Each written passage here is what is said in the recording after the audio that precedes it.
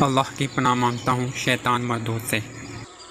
بے شک اللہ اور اس کے فرشتے درود بھیجتے ہیں اس غیب بتانے والے نبی محمد صلی اللہ علیہ وسلم پر۔ اے ایمان والو، ان پر درود اور خوب سلام بھیجو۔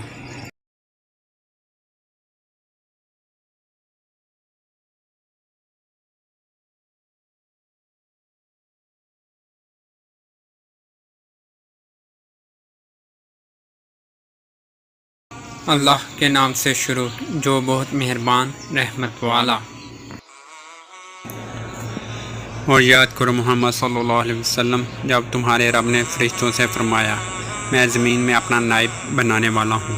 بولے کیا ایسے کو نائب کرے گا جو اس میں فساد پھیلائے گا اور خون ریزیاں کرے گا؟